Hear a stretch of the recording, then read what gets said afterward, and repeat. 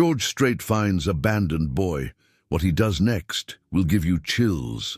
The cold October wind cut through the streets of San Antonio like a knife through butter, carrying with it the scent of approaching rain and the distant echo of country music from some forgotten bar. The city that never truly slept had settled into an uneasy quiet, with only the occasional car breaking the monotony of the night. Street lamps cast long shadows that danced with the swaying trees, creating a symphony of light and darkness that painted the urban landscape in shades of amber and grey. In his custom black Chevrolet Silverado, George Strait adjusted the rearview mirror and let out a tired sigh. The recording session had run longer than expected, but that was nothing new. At 68 years old, he had spent more nights in studios than he could count, crafting the songs that had made him a legend in country music. His hands, weathered by years of guitar strings and ranch work, gripped the steering wheel with the same steady confidence that had carried him through decades of performances. The radio played softly, one of his own songs filling the cab with memories of better times. He reached to change the station, hearing his own voice always made him uncomfortable when something in his peripheral vision made him pause. There, huddled beneath the faded awning of Murphy's hardware store, was a small figure. At first, George thought it might be a pile of discarded clothes or perhaps a stray dog seeking shelter from the approaching storm. But as his truck rolled closer, the street lamp illuminated what was unmistakably a child. George's foot found the brake pedal almost instinctively. In all his years driving these streets, he had seen his share of homeless individuals, each with their own story of loss and hardship. But a child, that was different. That was wrong in a way that made his chest tighten with an all-too-familiar ache. The boy couldn't have been more than 8 or 9 years old, his thin frame wrapped in a jacket several sizes too large, probably scavenged from a donation bin somewhere. He sat there for a moment, engine idling, wrestling with himself. The smart thing would be to call the authorities, let them handle it. That's what most people would do, but George Strait had never been most people, and something about this particular child wouldn't let him simply drive away. If you're enjoying this story about unexpected kindness and second chances, please consider subscribing to our channel. We'd love to hear your thoughts on what you would do in George's situation. Let us know in the comments below, and tell us where you're watching from. We have viewers from all over the world who believe in the power of compassion. The boy, Carter, though George didn't know his name yet, sat with his knees drawn up to his chest, a battered radio pressed against his ear. The device looked ancient, held together with duct tape and determination, its antenna bent at an odd angle. Even from inside the truck, George could hear the faint strains of country music bleeding from the tiny speaker. The child's eyes were closed, his lips moving slightly as if singing along to words only he could hear. George killed the engine and stepped out into the night. His boots made soft sounds against the pavement as he approached, careful not to startle the boy. Up close, he could see more details that made his heart sink further.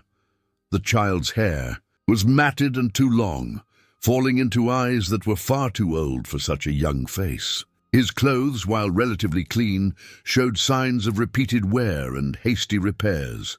A small backpack, worn thin at the seams, sat beside him like a faithful companion. "Hey there, partner," George said softly, crouching down to the boy's level. His knees protested, another reminder of his age, but he ignored them. "Bit cold to be out here, isn't it?" Carter's eyes snapped open, revealing irises the color of storm clouds. For a moment, fear flashed across his features, his body tensing as if preparing to run. But something in George's face, perhaps the genuine concern etched in the lines around his eyes, made him pause. "I'm not doing anything wrong," Carter said defensively, his voice hoarse from the cold. "The store's closed. I'm not bothering anyone." "Didn't say you were," George replied, keeping his tone gentle. "Just thought you might like to warm up somewhere." There's a diner about 2 blocks down that makes a mean hot chocolate. The boy's grip on his radio tightened. I don't have any money. Well, lucky for you, I do. George smiled, the same easy smile that had graced countless album covers, though Carter had no way of knowing that. Come on, son, let me buy you something to eat, no strings attached. Carter studied him with those 2 wise eyes, weighing options that no 8-year-old should have to consider. Trust was a luxury he couldn't afford, not after everything he'd been through. But hunger and cold were powerful motivators, and there was something about this stranger that felt different from the others who had disappointed him. Just hot chocolate? Carter asked cautiously. And maybe a burger if you're hungry, George added. My treat. The boy nodded slowly, gathering his meager possessions with practiced efficiency. The radio went into the backpack first, handled with a reverence that spoke of its importance. George noticed how Carter's movements were deliberate, economical, the movements of someone who had learned not to waste energy or draw attention. Rosie's Diner was exactly what you'd expect from an all-night establishment in San Antonio. Red vinyl booths patched with duct tape, black and white checkered floors that had seen better days, and the comforting smell of coffee that had been brewing since the Carter administration. The fluorescent lights hummed their familiar tune, casting everything in a slightly greenish glow that somehow made the place feel more authentic.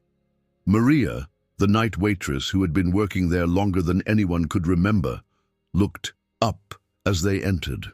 Her eyes widened slightly at the sight of George. She was one of the few who would recognize him even in his attempt at casual anonymity, but her expression softened when she saw Carter. "Booth in the back?" she asked, already knowing the answer. George nodded gratefully, guiding Carter to a corner booth where they could talk without attracting attention. The boy slid onto the cracked vinyl seat, his backpack clutched protectively in his lap. His eyes darted around the diner, taking in exits and potential threats with a vigilance that broke George's heart. 2 hot chocolates, Maria, George said, and a menu for my friend here. Carter's stomach growled audibly at the mention of food, a sound that seemed to embarrass him. He hunched his shoulders, trying to make himself smaller, less noticeable. It was a practiced gesture, one that spoke of too many times being made to feel like a burden. "When's the last time you ate something?" George asked gently. The boy shrugged. "Yesterday, maybe the day before. Time gets fuzzy sometimes." The hot chocolate arrived quickly, topped with a generous mountain of whipped cream that Maria added, with a wink.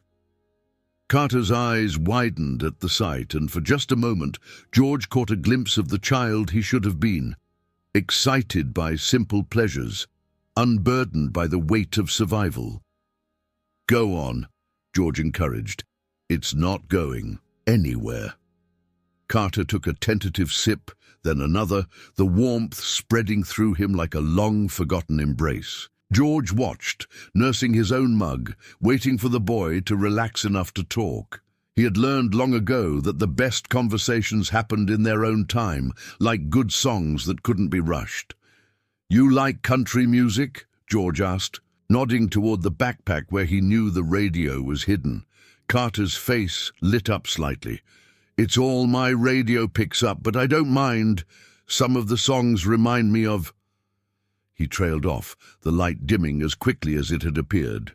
"Remind you of what?" "Nothing. Just—" "Before."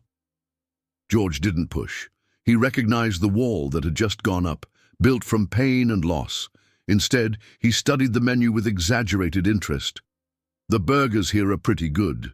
Or they do a decent chicken fried steak if you're really hungry." "A burger's fine," Carter said quietly. "Small one." "Medium burger, extra fries," George told Maria when she returned. "And whatever pie you've got today." As they waited for the food, George found himself studying the boy more closely. Despite the dirt and exhaustion, there was something resilient about him, a spark that hadn't been extinguished despite whatever had led him to that hardware store awning. His fingers drummed absently on the table, keeping time to some internal rhythm. "You know," George said conversationally, "I used to listen to the radio when I was about your age. Helped me get through some tough times." Carter looked up, interest flickering in his eyes. "Yeah? Sure did. Growing up on a ranch in Poteet, radio was sometimes the only connection to the outside world.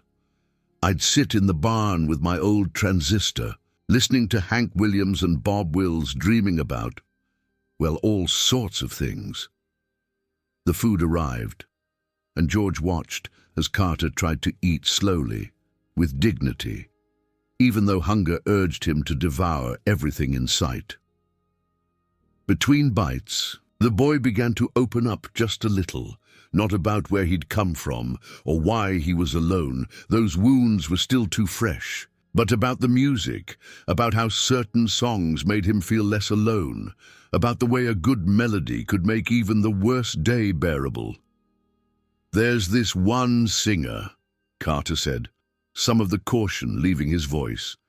"He's got this song about oceanfront property in Arizona. It's funny but also kind of sad, you know, like he's joking but also really hurt." George nearly choked on his coffee. "That's so. Yeah, and another one about all his exes living in Texas, Carter paused, swallowing hard. "Someone used to sing that one a lot. Said it was their favorite." The unfinished sentence hung between them like a ghost. George could feel the weight of whatever loss this child carried, could see it in the way his shoulders curved inward, protecting a heart that had been broken too early and too completely. "Music has a way of keeping people close," George said softly, "even when they're not around anymore." Carter's eyes filled with tears he refused to let fall.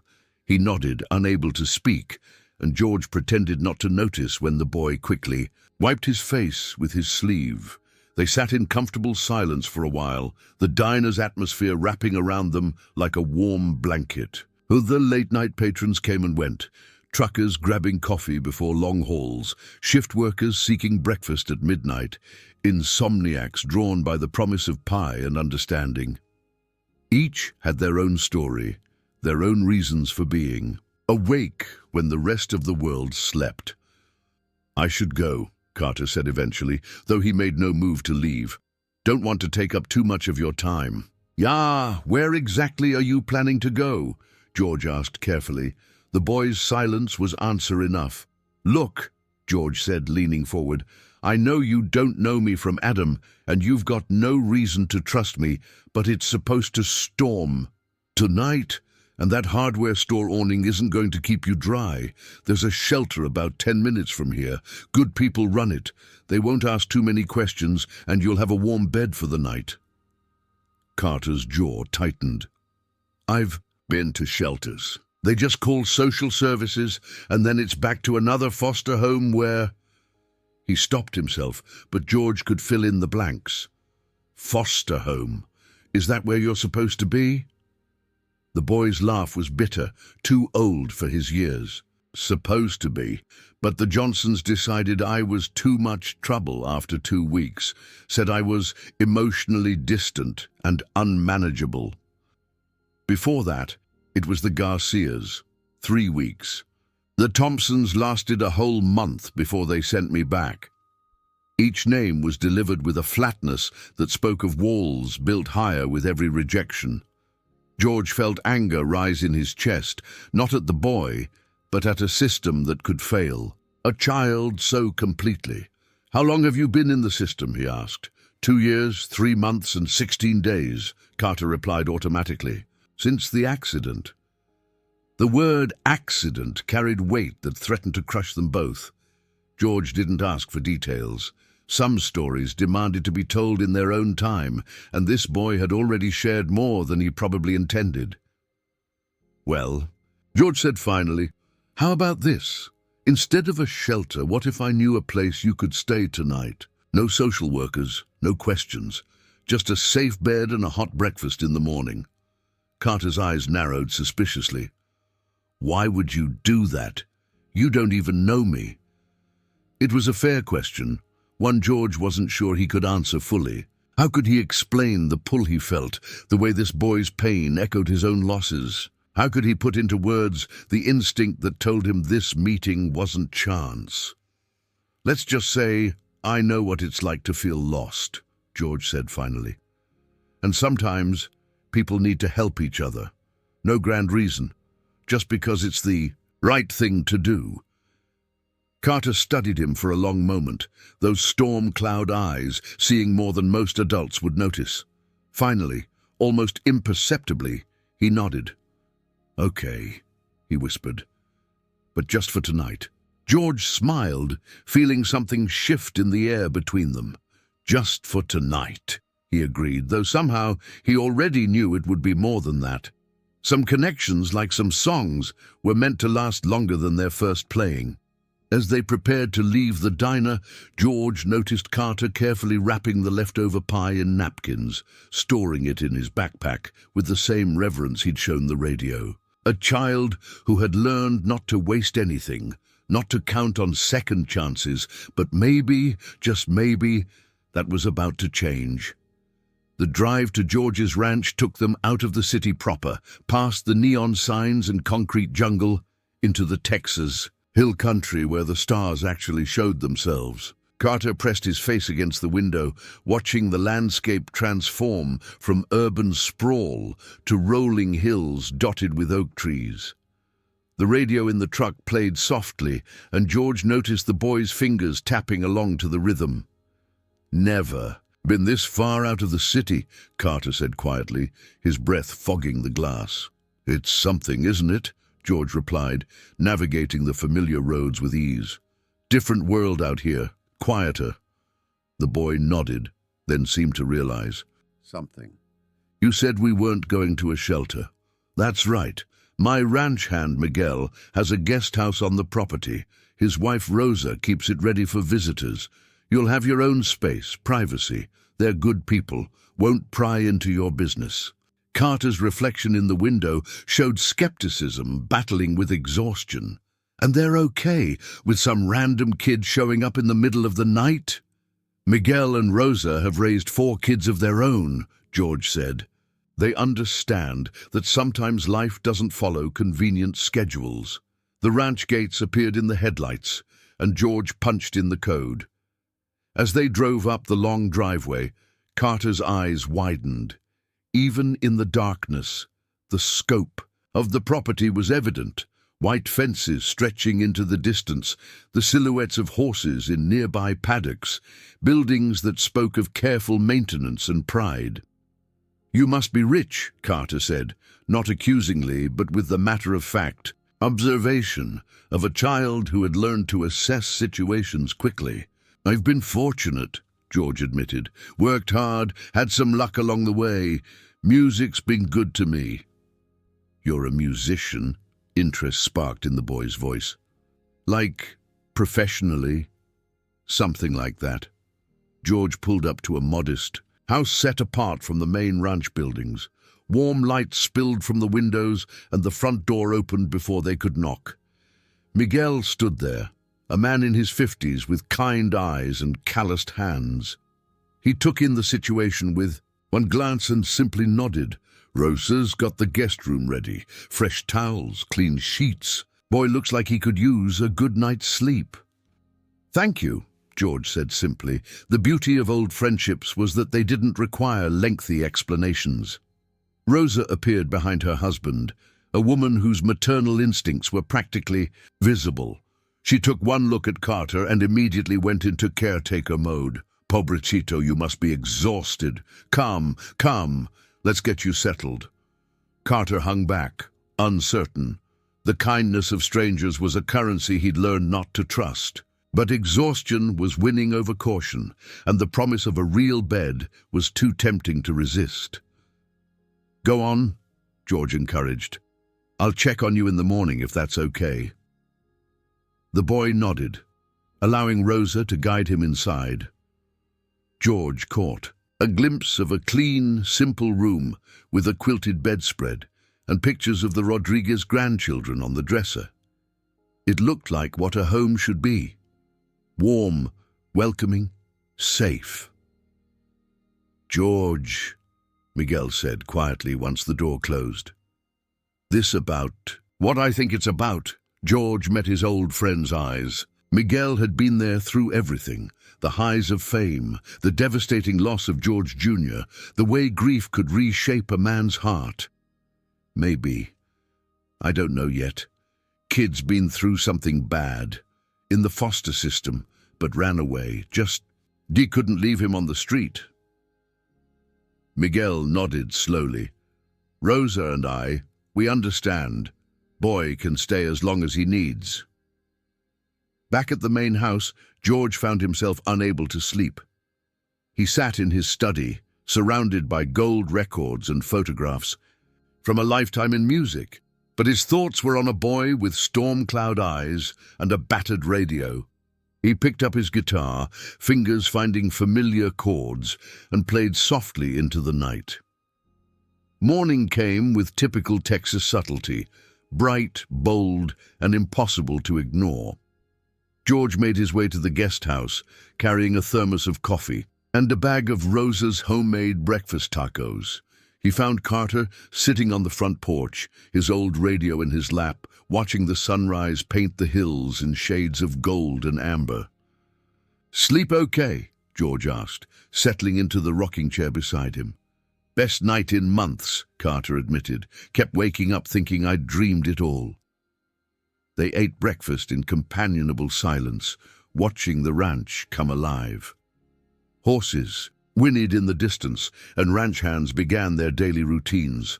Carter seemed mesmerized by it all, as if seeing a life he'd never imagined possible. "I should probably go," the boy said eventually, though he made no move to leave. "Don't want to overstay my welcome." "Where would you go?" George asked gently. Carter shrugged. "Back to the city. Find another spot. I've gotten pretty good at staying invisible." "What if you didn't have to?" The question hung between them, like morning mist. Carter looked at him sharply, hope and suspicion warring in his expression. "Look," George continued, "I'm not going to pretend I have all the answers, but running from foster homes, living on the streets, that's no life for a kid. What if we could find you something better?" "There is no better," Carter said flatly. "Not in the system. They shuffle you around like a package nobody wants to sign for. Eventually you age out or you disappear. Those are the options." The bitterness in his voice spoke of experiences no 8-year-old should have. George felt his resolve strengthening. This wasn't just about one night anymore. "Tell me about your parents," George said softly. Carter's whole body tensed. For a moment George thought he'd pushed too hard, too fast. But then, like a dam breaking, the words came. "They died in a car accident 2 years, 3 months, and 17 days ago," Carter said, his voice barely above a whisper. "Drunk driver. Ran a red light. They were coming home from my school play. I was Peter Pan." He pulled something from his backpack, a photograph, creased and worn from handling. A young couple smiled at the camera, their love evident in every line. Between them, a younger Carter grinned, missing a front tooth, wearing a green Peter Pan costume. "Mom made the costume herself," Carter continued. "Stayed up 3 nights in a row to get it right. Dad said I was the best Peter Pan Riverside Elementary had ever seen. They were so proud." Tears ran down his face now, but he didn't seem to notice. "I waited at school for 2 hours. The principal finally came and said there'd been an accident. Next thing I knew, I was in an emergency placement, then another, then another." George's own eyes burned. He knew this pain, knew how loss could hollow you out and leave you gasping. "I'm sorry, son. That's a hurt no child should carry." "The radio was Dad's," Carter said, clutching the device. "He loved country music, said it told real stories about real people. Mom would tease him about it, but she loved it too. They'd dance in the kitchen to George Strait songs." He stopped abruptly, as if realizing he'd said too much. George's heart clenched at the irony. This boy finding comfort in his music without knowing who sat beside him. "Your parents sound like good people," George said carefully. "The best," Carter whispered. "And now they're gone, and nobody wants me because I'm too sad, too angry, too much trouble. The Johnsons said I wouldn't attach properly, like I'm some broken toy that won't work right." "You're not broken," George said firmly. "You're grieving. There's a difference." They sat quietly for a while, watching the ranch hands work with the horses. One particularly spirited colt kept trying to buck off his trainer, and Carter almost smiled at the sight. "I lost my son," George said suddenly, surprising himself. He rarely talked about this, even with close friends. "Car accident, too. He was 13. Carter looked at him with new understanding. "That's why you stopped."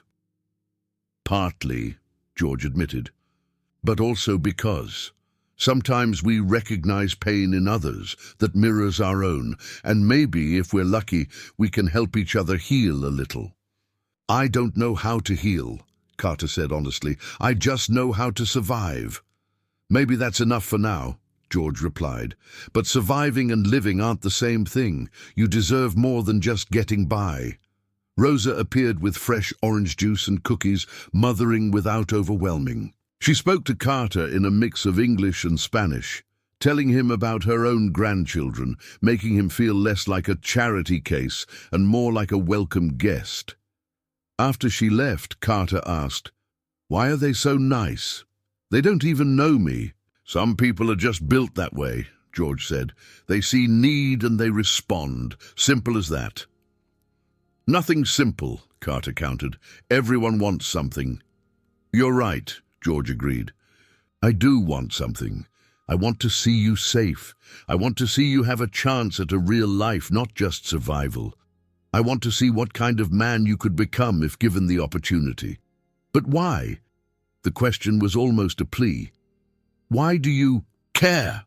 George thought carefully before answering. "Because someone should. Because you deserve to have someone in your corner. Because maybe in helping you, I honor my own son's memory. Is that enough reason?" Carter studied him with those two wise eyes. "The social workers will come looking. When they figure out I'm gone, they'll file reports. Police might get involved. Then we'll handle it legally," George said. "I've got lawyers who can navigate the system. But first, we need to know what you want, not what the system says, not what adults think is best. What do you want?" "I want a home," Carter said, his voice breaking. "Not a placement, not a temporary situation. A real home where I can put up posters and not worry about packing them again in 2 weeks. Where people actually want me around, not just tolerate me for the check." "Then that's what we'll work toward," George promised. "It might not be easy or quick, but we'll figure it out." "We?" Carter asked. "We," George confirmed. "You're not alone anymore, son. Not if I have anything to say about it." The morning stretched on, and slowly, carefully, trust began to build. George learned that Carter was scary smart, that he'd been teaching himself guitar from library books, that he had perfect pitch, but had hidden it from his foster families. Carter learned that George knew every country song ever written, that he'd grown up poor and understood hunger, that his quiet presence could make the worst fears seem manageable. When George's phone rang, he saw it was his lawyer. Word traveled fast in small towns, and someone had seen him with the boy. The system was already mobilizing, ready to reclaim what it considered its property. "Mr. Strait," his lawyer said, "I heard you might need some assistance with a custody situation." George looked at Carter, who was tentatively petting one of the barn cats that had wandered over. "Yes," he said firmly, "I need you to find out everything about a boy named Carter in the foster system, and I need you to figure out how we can do this right." "Are you sure about this?" the lawyer asked. "The media attention alone could be—" "I'm sure," George interrupted. "Some things matter more than publicity." When he hung up, Carter was watching him warily. "They know I'm here?" "They will soon," George said honestly. "But that doesn't mean you have to leave. We're going to do this properly. No more running, no more hiding. We're going to fight for what you need." And if they say no, if they just drag me back to another placement, then we keep fighting, George said simply. Sometimes the best songs take multiple rewrites before they're ready. This is no different. Carter's smile was small but genuine, the first real smile George had seen from him. You really are a musician, aren't you? Everything's about songs with you. Music is how I make sense of the world, George admitted. Maybe someday you'll find what helps you make sense of yours. Maybe, Carter said softly, then added, my dad would have liked you. He always said the best people were the ones who showed up when it mattered. Well, George said, his throat tight with emotion, I'm showing up. Question is, will you let me? Carter's answer came not in words, but in the way he relaxed slightly, the way his death grip on the radio loosened just a fraction, the way he allowed himself to lean back in the porch chair and simply exist without planning his next escape. It was a start, and in George's experience, sometimes a start was all you needed to write a beautiful song or change a life. The next 3 days passed in a blur of legal consultations and quiet moments at the ranch. George watched as Carter slowly began to unfold, like a flower that had been kept too long in the dark. The boy helped Miguel with the horses, discovering a natural affinity for the gentle giants. He spent afternoons with Rosa, learning to make tortillas and listening to her stories about raising children in Texas. But underneath the tentative peace, storm clouds were gathering. The foster care system had indeed noticed Carter's absence, and they weren't pleased. George's lawyer, Patricia Hawkins, sat across from him in his home office, her expression grave. They're threatening to press charges, she said bluntly. Harboring, a runaway, interference with custody, possibly even kidnapping if they want to play hardball. George's jaw tightened. The boy was living on the streets. How is giving him shelter a crime? Because he's a ward of the state, Patricia explained. In their eyes, you circumvented proper channels. The fact that your George Strait might work for or against us, they could see it as a publicity stunt. This isn't about publicity, George said sharply. This is about a child who needs help. I know that. You know that. But the system sees a wealthy celebrity who decided the rules don't apply to him. Patricia softened her tone. Look, I've been doing family law for 20 years. The system is flawed, but it exists for a reason. We need to work within it, not against it. Then what do you suggest? First, we need to get you approved as an emergency foster placement. That'll buy us time and legitimacy. Then we can work on a more permanent solution. She paused. Have you thought about what that might look like? Are you wanting to adopt? The question hung in the air like a held note. George hadn't let himself think that far ahead, but now, faced with the possibility, he found his answer came easily. If that's what's best for Carter, yes. Patricia nodded slowly. It won't be easy. You're a single man, you travel for work, and while your reputation is stellar, the loss of your son could be seen as a complicating factor. They might require psychological evaluations, home studies, the works. Whatever it takes, George said firmly. That afternoon, a social worker arrived at the ranch. Mrs. Davidson was exactly what you'd expect. Pantsuits, clipboard, and an expression that suggested she'd seen too much and trusted too little. Carter had retreated to his room in the guest house the moment he saw the official car pull up. Mr. Strait, she said crisply. I understand you have Carter Williams in your custody. He's safe, George replied. Well fed, cared for, which is more than he was getting on the streets.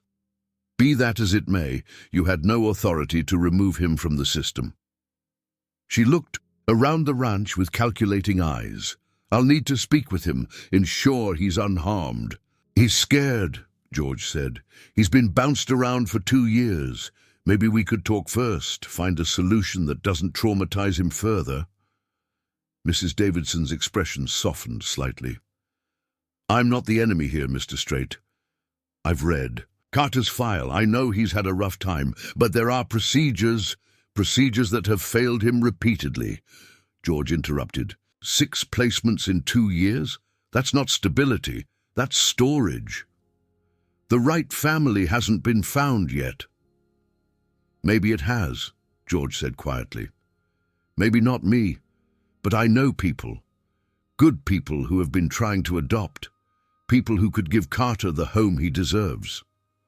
Mrs. Davidson set down her clipboard. Are you proposing a specific placement? George thought of the Hendersons, Tom and Sarah, dear friends who'd been part of his life for over 2 decades. Sarah taught music at the local middle school. Tom was a veterinarian who'd cared for every animal on George's ranch.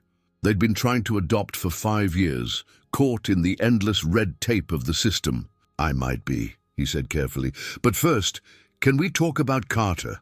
Not as a case number, but as a child who's hurting.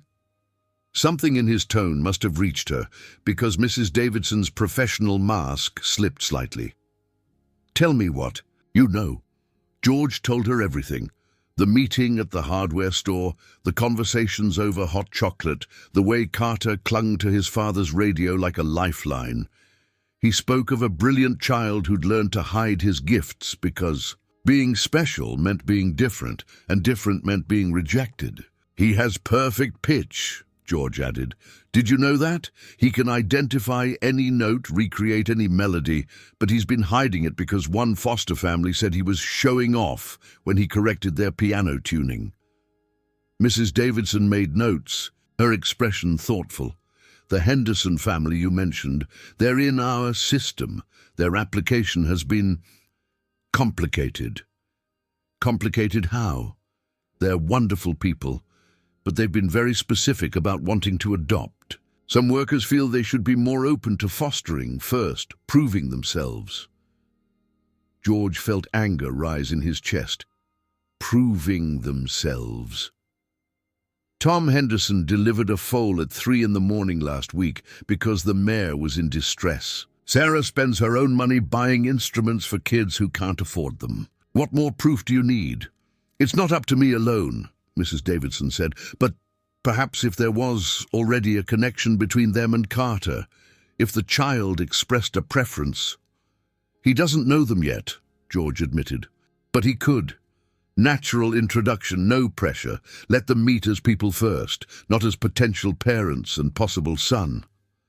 Mrs. Davidson looked at him for a long moment. You're asking me to bend a lot of rules. I'm asking you to put a child first, George corrected, to see past the paperwork to the boy who just wants to belong somewhere.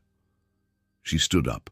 I need to see him, make sure he's truly okay. Then we'll see. George led her to the guest house, where Carter was sitting on the bed, his backpack packed and ready. The boy's face was a mask of resignation, expecting to be dragged away to another temporary stop. Hello, Carter, Mrs. Davidson said gently. I'm not here to take you anywhere you don't want to go. I just need to make sure you're safe. Carter looked at George, who nodded encouragingly. I'm fine, the boy said quietly. Better than fine. Mr. George and the Rodriguezes have been kind. Are you being held here against your will? No, Carter said quickly. No, I want to be here. It's the first place that's felt... He struggled for words. Safe. Real. Mrs. Davidson asked a few more questions, noting Carter's clean clothes, healthy appearance, and the obvious care being taken with him. Finally, she turned to George. I can't leave him here officially, she said, but I can recommend an emergency placement while we sort this out. You'll need to fill out paperwork, submit to a background check, take some classes. Done, George said immediately. It's not permanent, she warned, and there will be oversight. Regular visits, reports, any sign that this isn't in Carter's best interest. There won't be, George assured her. After she left, promising to return with the necessary paperwork, Carter looked at George with wonder. She's letting me stay. For now, George said. We've got work to do to make it more permanent, but yes, you're staying. Carter's composure cracked, and suddenly he was crying. Great, gulping sobs that seemed to come from the depths of his soul. George pulled him into a hug, feeling the boy's thin shoulders shake with released emotion. "It's okay," George murmured. "Let it out. You're safe." That evening, George made a phone call. "Tom, it's George. I need to talk to you and Sarah about something important." The Hendersons arrived within an hour, concern evident on their faces. George had known them since their wedding 22 years ago, had watched them build their life together, seen their joy turn to quiet sorrow as year after year passed without the child they desperately wanted. "What's going on, George?" Sarah asked, her teacher's instincts alert to trouble. George told them about Carter, watching their faces transform from curiosity to deep interest. "He needs a real family," he concluded. "People who will see him for who he is, not what the system labels him as." "George," Tom said slowly, "are you asking what I think you're asking?" "I'm asking if you'd be willing to meet him. No promises, no pressure, just meet him, see if there's a connection." Sarah's eyes filled with tears. "We've been waiting so long. The agency keeps telling us to be patient, but—" "I know," George said gently. "And I can't guarantee anything but this boy. He's special, hurt, yes, guarded, absolutely. But underneath that, there's a kid who deserves everything you have to offer." They agreed to come for dinner the next night. George told Carter they were having friends. Over, nothing more. He didn't want to pressure the boy or create false expectations. The dinner was carefully casual. Rosa outdid herself with the meal, and George made sure his guitar was visible but not prominent.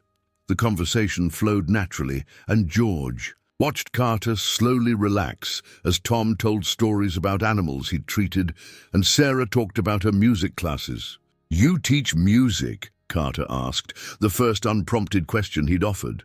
"I do," Sarah said warmly. "Middle school. Lots of kids think they can't sing or play, but I believe everyone has music in them. They just need help finding it." "My dad used to say that," Carter said softly. "He said music was like breathing. Everyone could do it, but some people forgot how." "Your dad sounds like a wise man," Sarah said gently. "He was," Carter agreed, then looked surprised at himself for sharing. The evening progressed with subtle magic. Tom showed Carter pictures of animals on his phone, including a three-legged dog named Tripod, who'd become the clinic mascot. Sarah hummed along when George picked up his guitar, creating harmonies that made Carter's eyes widen with delight. "Do you play?" Sarah asked Carter, noticing his interest. "A little," he admitted. "I've been teaching myself from books." "Would you like to learn properly?" she asked. "I give lessons sometimes, outside of school." Carter looked at George uncertainly. "Could I?" "If you'd like," George said. "Sarah's one of the best teachers I know." As the Hendersons prepared to leave, Tom knelt down to Carter's level. "Hey, buddy. George says you're staying here for a while. If you ever want to visit the clinic, see the animals, you're welcome. Anytime." "Really?" Carter's face lit up. "I love animals. We could never have pets in the foster homes." "Really?" Tom confirmed. "In fact, Tripod loves meeting new people. He's convinced everyone exists to give him belly rubs." After they left, Carter helped clear the table, unusually quiet. Finally, he asked, Are they looking to adopt?" George chose honesty. "They've been trying for years. The system keeps putting up roadblocks." "They seem nice," Carter said carefully, "like they really care about kids." "They do," George agreed. "But right now, let's just take things one day at a time. You're safe here, and that's what matters." That night, George's phone rang. It was Sarah, her voice thick with emotion. "George, is he... could he be?" "Maybe," George said gently. "But we need to do this right, for everyone's sake, especially Carter's. He's wonderful, Sarah breathed. Cautious and hurt, yes, but underneath, Tom's already planning which animals to introduce him to first. "Slow down," George advised, even as hope bloomed in his chest. "The system won't make this easy, but if it's meant to be—" "It is," Sarah said firmly. "I know it sounds crazy, but I felt it the moment he walked in. This is our son, George. We just need to convince everyone else." George thought of Carter, asleep in the guest house with his father's radio playing softly, finally feeling safe enough to rest without one eye open. He thought of the Hendersons, with their house full of love and empty bedrooms waiting for laughter. He thought of his own son, gone too soon, and how helping this boy felt like healing a wound he'd thought would never close. "Then we fight," he said simply. "We fight for what's right." The battle was just beginning, but for the first time in 2 years, 3 months and 20 days, Carter Williams wasn't fighting alone, and sometimes that made all the difference in the world. The following weeks unfolded like a carefully orchestrated symphony, with moments of harmony interrupted by occasional discord. Carter began visiting the Hendersons regularly, always with George as a buffer, always with the pretense of music lessons or animal visits. The boys' walls came down slowly, brick by brick, revealing the brilliant, sensitive child underneath. But the system was not pleased with these arrangements. George found himself in a conference room at Child Protective Services, facing a panel of administrators who looked like they'd rather be anywhere else. "Mr. Strait," the director, Mr. Blackwood, said sternly, "while we appreciate your interest in Carter's welfare, your methods have been highly irregular. You can't simply decide to reshape the foster care system to your liking." "I'm not trying to reshape anything," George replied calmly. "I'm trying to help one boy find a family. The Hendersons have been rejected twice for adoption." Another administrator interjected, "They don't meet our requirements." "What requirements?" Patricia Hawkins, George's lawyer, leaned forward. "They're financially stable, have a loving home, pass all background checks." "What exactly is the problem?" Mr. Blackwood shuffled papers uncomfortably. "They've been inflexible about fostering first. We prefer families who are willing to take temporary placements to prove their commitment." "Prove their commitment?" George's voice remained level, but there was steel underneath. "They've been trying for 5 years. They've taken every class, jumped through every hoop. How much more proof do you need?" "It's not about proof," Mrs. Davidson said quietly from her corner. She'd been notably silent until now. "It's about control. The system wants families who follow orders without question. The Hendersons ask too many questions, advocate too strongly. They make waves." The room fell silent. Mr. Blackwood glared at her. "Mrs. Davidson, that's highly inappropriate." "Is it?" she interrupted. "Or is it inappropriate that we've had Carter in 6 placements in 2 years because we're more concerned with procedure than people?" George seized the moment. "Carter has perfect pitch. Did any of his previous placements know that? He taught himself guitar from library books. Did anyone encourage that? He still sleeps with his father's radio because it's the only constant in his life. Did anyone ask why?" "The emotional needs of the child," Mr. Blackwood began, "are exactly what I'm talking about," George said firmly. "This isn't about me wanting special treatment. This is about a boy who deserves better than being a case number." Patricia pulled out a folder. "I have here letters of support from Carter's teachers, from the Rodriguezes who have been caring for him, from 3 different child psychologists who've evaluated the situation. Every single one recommends placing Carter with the Hendersons." "Under pressure from Mr. Strait, no doubt," Mr. Blackwood said dismissively. "Actually," a new voice said from the doorway, "under no pressure at all. Everyone turned to see Judge Martha Chen, a family court judge known for her no-nonsense approach to child welfare. I asked to sit in on this meeting. I've been reviewing—" Carter's case, and I have some concerns. Mr. Blackwood stood hastily. Judge Chen, this is just a preliminary discussion. Sit down, Mr. Blackwood, Judge Chen said coolly. I've read every report, every placement record, every incident. Do you know what I see? A system failing a child while patting itself on the back for following protocol. She moved to the front of the room. Mr. Strait, your methods were indeed irregular, but in 2 weeks you've done more for this child's emotional well-being than the system has in 2 years. That tells me something. Your Honor, Mr. Blackwood protested. There are procedures. Procedures that result in a traumatized 8-year-old living on the streets? Judge Chen's voice could have cut glass. I'm scheduling a formal hearing for next week. All parties will present their cases and we'll decide what's truly in Carter's best interest. As the meeting broke up, Mrs. Davidson approached George. You've made enemies today. Blackwood doesn't like being challenged. I don't care about making enemies, George said. I care about Carter. She smiled sadly. I know. That's why I spoke up. I've been in this system for 15 years, Mr. Strait. I've seen too many Carters fall through the cracks. Maybe it's time someone with your influence made some noise. That evening, George found Carter in the barn with Miguel, learning to groom the horses. The boy's movements were careful, gentle, speaking to an innate kindness that had survived, despite everything.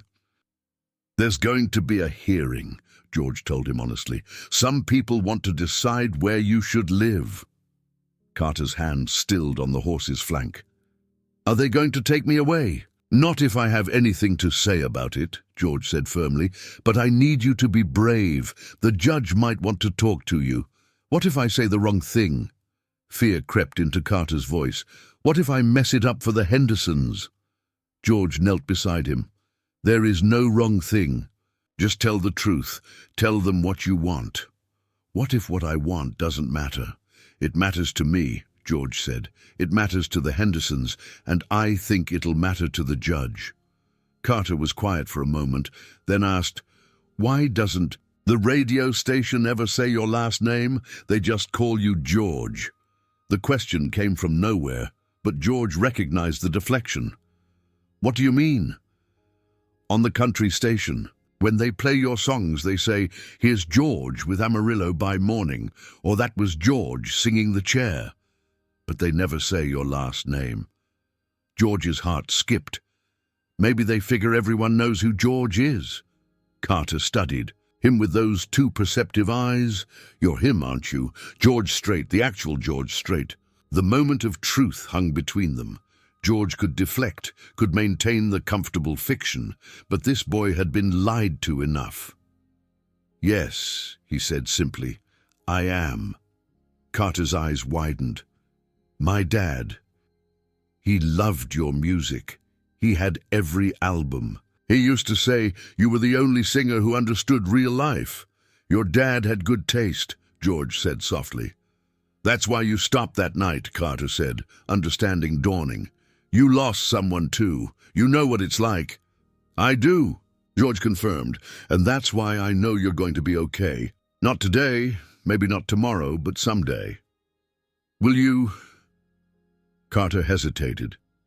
Will you still be around, even if the Hendersons adopt me?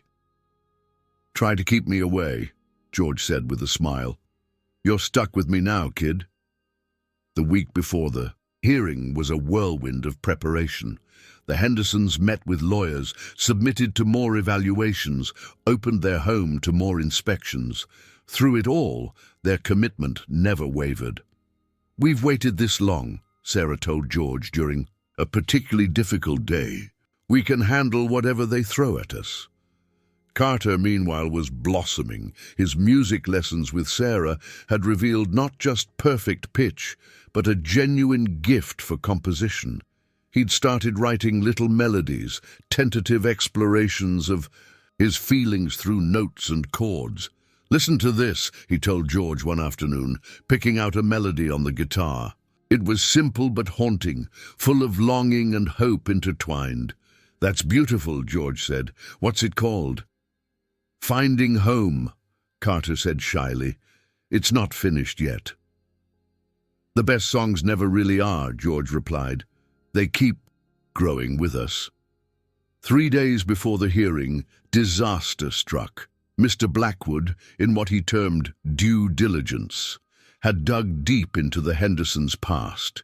He arrived at the ranch with a triumphant expression that made George's stomach drop.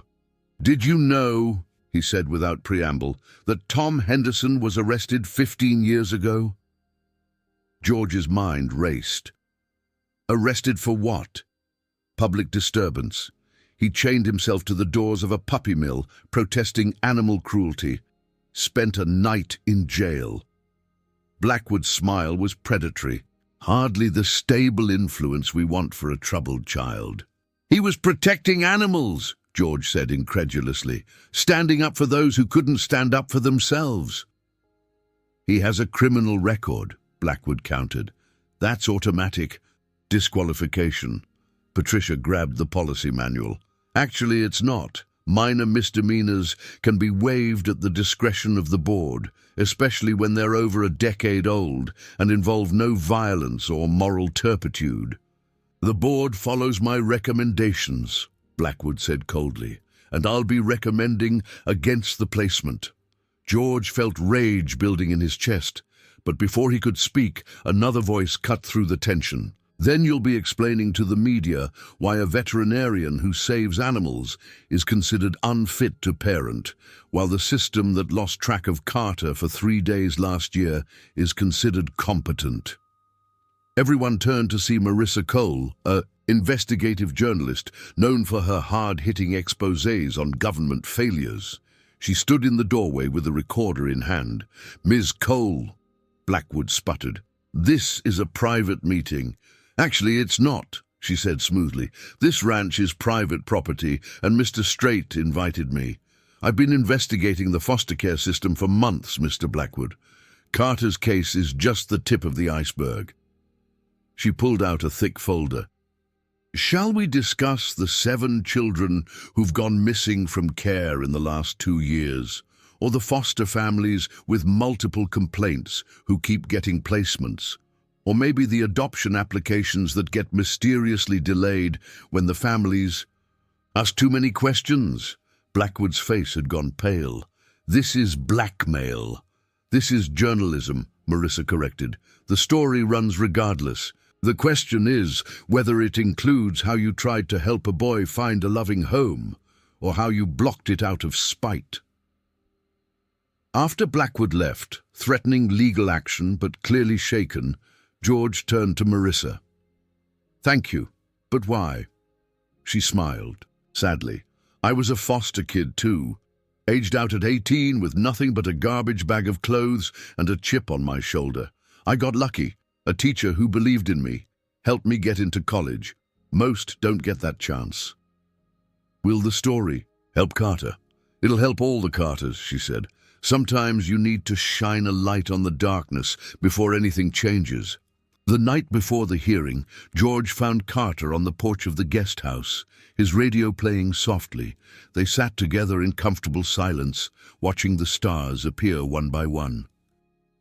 "Tomorrow's the big day," Carter said quietly. "Nervous?" "Terrified," Carter admitted. "What if the judge says no? What if I have to go back?" "Then we keep fighting," George said. "But I don't think that's going to happen." "How do you know?" George thought for a moment. "You know how in a song you can feel when it's building to something important. The music gets fuller, the emotions get stronger." Carter nodded. "That's what this feels like," George continued. "Like we're building to the moment where everything comes together. The Hendersons, you, this whole journey, it's all leading somewhere good." "I hope you're right," Carter whispered. "Tell you what," George said, "whatever happens tomorrow, we'll face it together. You, me, the Hendersons, everyone who cares about you. You're not alone anymore." Carter leaned against him slightly, a gesture of trust that spoke volumes. "My dad would have liked you," he said again. He always said the best people were the ones who showed up when it mattered. Your dad sounds like a wise man, George said, his throat tight. He was, Carter agreed. And I think he'd be happy about the Hendersons. They remind me of him and Mom, the way they look at each other, the way they laugh. As if on cue, the radio played the opening notes of I Cross My Heart, one of George's most beloved songs about enduring love. Carter smiled softly. This was their wedding song, he said. Mom used to say it was perfect because it was about promising to love someone forever, no matter what. George listened to his own voice, coming through the tiny speaker, singing words about devotion and commitment, and thought about the promises being made now, not just between lovers, but between a boy who needed a family and people ready to love him. The Hendersons will love you like that, George said quietly. Forever, no matter what. You really think so? I know so, George said firmly. And tomorrow we're going to make sure everyone else knows it too. As the night deepened and the stars shone brighter, George thought about the journey that had brought them here. A chance encounter on a cold night, a boy with a broken heart and a battered radio, and the power of people choosing to care. Tomorrow would bring challenges, but tonight there was peace in the simple act of two souls keeping each other company under the vast Texas sky. The morning of the hearing dawned clear and bright, as if Texas itself had dressed up for the occasion. George wore his best suit, not the flashy ones from award shows, but the simple black one he'd worn to funerals and courtrooms, occasions that demanded respect rather than spectacle. Carter, in new clothes the Hendersons had bought him, looked younger than his 8 years, but carried himself with a dignity that broke George's heart. "Ready?" George asked as they prepared to leave for the courthouse. "No," Carter said honestly, "but I'm going anyway." The courthouse in downtown San Antonio was a monument to justice, all marble columns and solemn promises. The family court section hummed with the quiet desperation of lives in transition. George noticed how Carter's hand found his, small fingers gripping tight as they navigated the hallways. The Hendersons were already there, Sarah wearing a simple blue dress that brought out her kind eyes, Tom in a suit that looked borrowed but neat. They both smiled when they saw Carter, and the boy's grip on George's hand loosened slightly. "Hey, buddy," Tom said gently. "How are you holding up?" "Scared," Carter admitted, then added with a small smile, "but Tripod sent you this." He pulled out a small drawing of the three-legged dog, carefully colored and signed with his name. Sarah's eyes misted. "It's perfect. We'll put it on the refrigerator. If—" Carter started, then stopped. "When," Tom said firmly. "When you come home, it'll be waiting on the refrigerator." The courtroom was smaller than George had expected, more intimate. Judge Chen presided with the same no-nonsense demeanor she'd shown at the CPS office. The state was represented by Blackwood, and his team looking confident despite the previous day's confrontation. Patricia Hawkins sat with George and the Hendersons, her papers meticulously organized. "This hearing," Judge Chen began, "is to determine the best placement for Carter Williams, aged 8, currently in emergency foster care with George Strait." She looked over her glasses at the assembled parties. "I want to be clear. This is about Carter's welfare, not adult egos or institutional policies." "Am I understood?" Murmurs of agreement filled the room. Blackwood presented first, his argument predictable but forceful. The Hendersons had been rejected twice. Proper procedures hadn't been followed. The celebrity involvement created an unstable environment. He painted a picture of well-meaning but unqualified people, trying to circumvent a system designed to protect children. "The state has identified several appropriate foster families," he concluded. "Families who have gone through proper channels, who understand the system, who can provide the structured environment Carter needs." Patricia rose for the rebuttal, but Judge Chen held up a hand. "I'd like to hear from Mrs. Davidson first." The social worker took the stand, looking uncomfortable but determined. "Your Honor, I've been Carter's caseworker for the past year. In that time, I've seen him placed in 6 different homes. Not because he's a bad kid, but because the system treats children like inventory to be managed rather than hearts to be healed." "Mrs. Davidson," Blackwood interrupted, "you're speaking outside your authority." "I'm speaking the truth," she shot back. "Carter needs stability, love, and understanding. The Hendersons offer all of that. The fact that they've questioned our policies isn't a mark against them. It shows they're willing to fight for what's right." "And Mr. Strait's involvement," Judge Chen asked, "has been nothing but positive. Carter has shown more emotional growth in 3 weeks than in the previous 2 years. He's eating regularly, sleeping through the night, engaging with education. These aren't small things for a traumatized child." Next came character witnesses. Miguel and Rosa testified about Carter's gentleness with animals, his eagerness to help around the ranch. Teachers spoke of his intelligence and creativity. The veterinarian who worked with Tom Henderson praised his compassion and dedication. Then Marissa Cole took the stand. She didn't mention her investigation directly, but spoke eloquently about the failures she'd witnessed in the system, the children who fell through cracks that seemed deliberately widened. "Objection," Blackwood said. "Ms. Cole isn't a child welfare expert. But I am an expert in what happens when the system fails," Marissa said calmly. "I lived it. And I see Carter heading down the same path unless someone intervenes." Finally, it was time for the principals to speak. Tom Henderson went first, his voice steady, despite obvious nerves. "Your Honor, my wife and I have wanted children for our entire marriage. We've faced disappointment after disappointment, but we never gave up hope. When we met Carter, it wasn't like meeting a stranger. It was like recognizing someone we'd been waiting for our whole lives." He paused, gathering himself. "I know we don't look perfect on paper. Yes, I was arrested for protesting animal cruelty. I'd do it again, because standing up for those who can't protect themselves is what parents do. It's what we want to do for Carter." Sarah followed, her teacher's poise serving her well. "I've taught hundreds of children, Your Honor.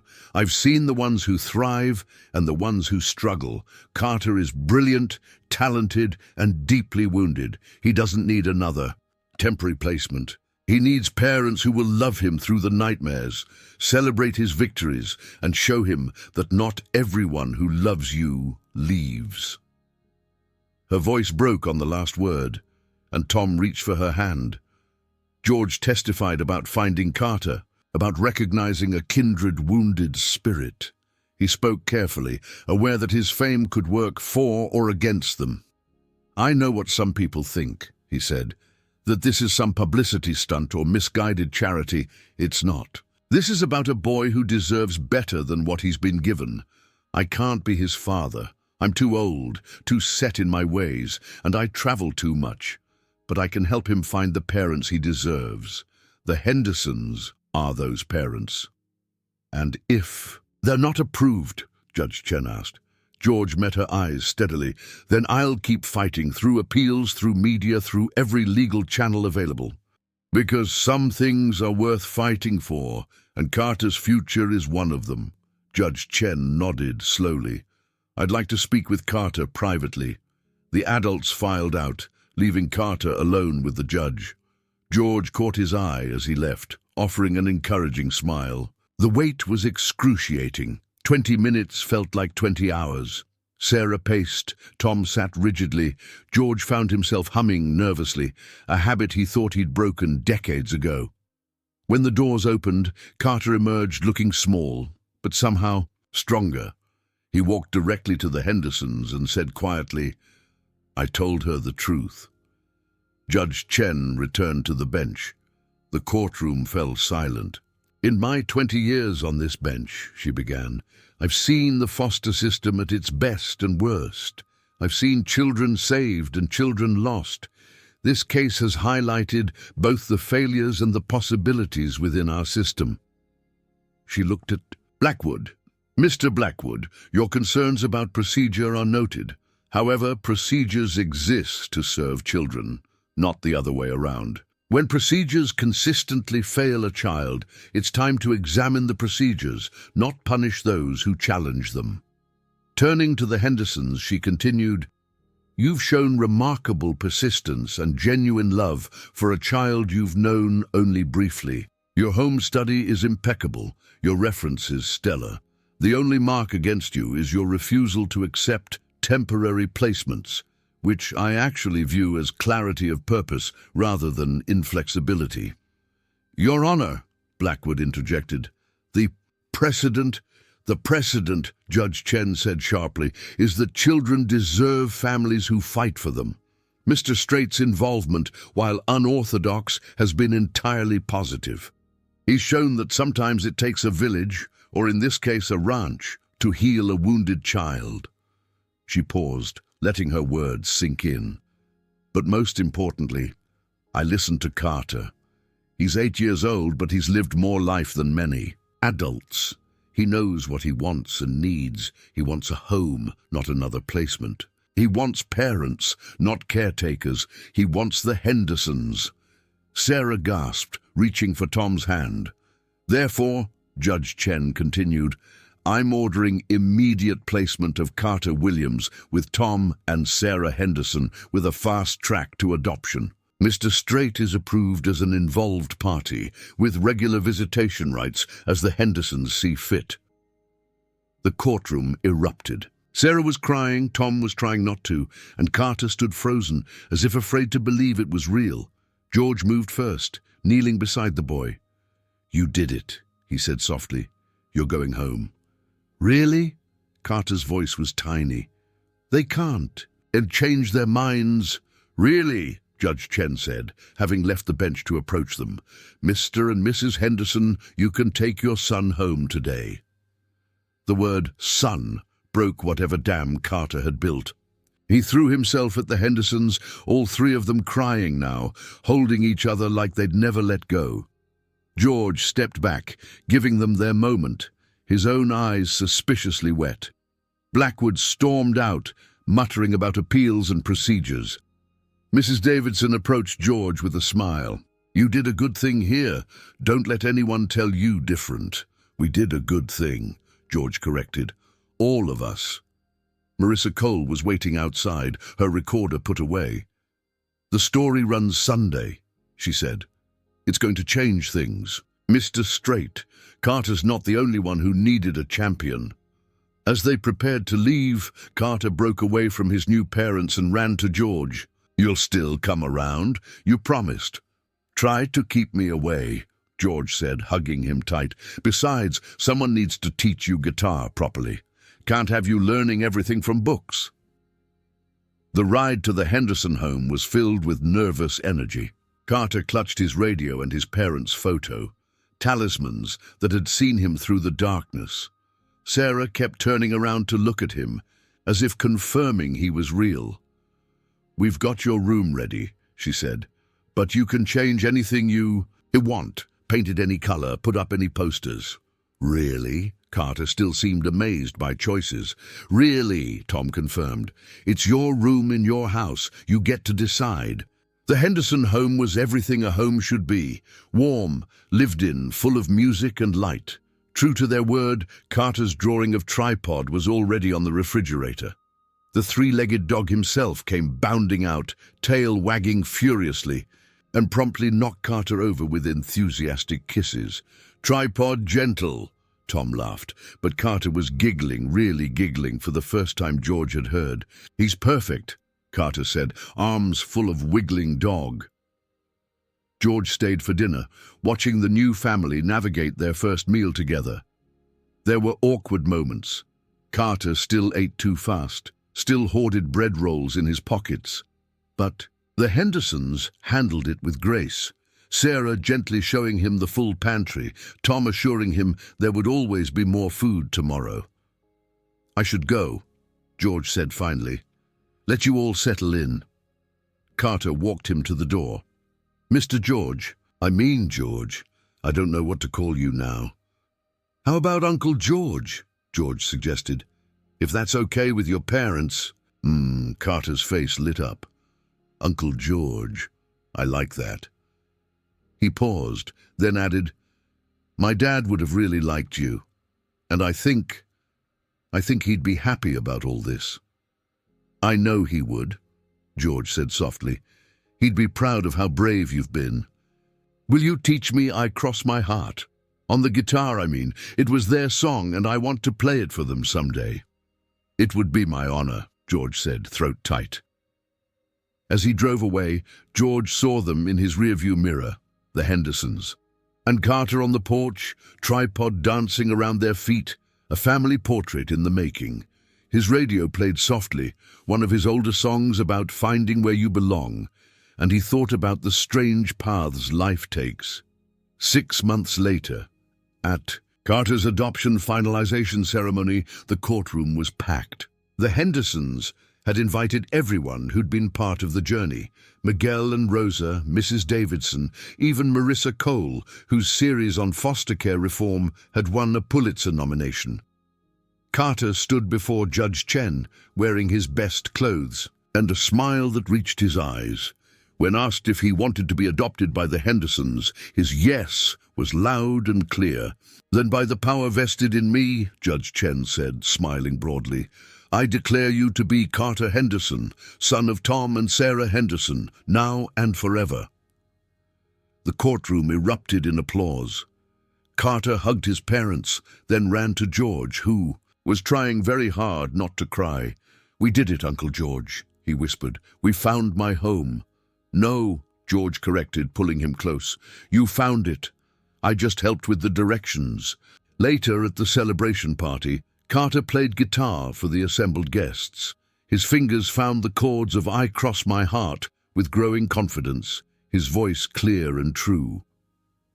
George watched from the back, saw Tom and Sarah swaying together, saw Rosa wiping tears, saw Mrs. Davidson smiling broader than he'd ever seen. This was what healing looked like, not a sudden miracle, but a slow building of trust, love, and belonging. Carter still had bad nights, still clutched his father's radio when storms came. But now he had parents to hold him through the darkness, an uncle who understood loss, and a three-legged dog who thought he hung the moon. As the song ended and applause filled the room, Carter's eyes found George's. The boy who'd been huddled under a hardware store awning was still there, would always be part of him. But now he was also Carter Henderson, beloved son, aspiring musician, and living proof that sometimes the universe conspires to bring broken hearts together to create something whole. George Strait had found many things in his legendary career: fame, fortune, the adoration of millions. But on a cold October night in San Antonio, he'd found something more valuable: the chance to turn his own grief into someone else's grace. And in saving Carter, perhaps he'd saved a piece of himself too. The music played on, as it always does in Texas, carrying stories of loss and love, heartbreak and hope. And in the Henderson home, a boy who'd once thought he was too broken to be loved learned the most beautiful truth of all. Sometimes, the best families are the ones that find each other when they need it most. Carter kept his father's radio, of course, but now it sat on a shelf in his forever room, surrounded by new memories and testament to a journey that began with a country music legend stopping for a lost boy and ended with a family writing their own perfect song.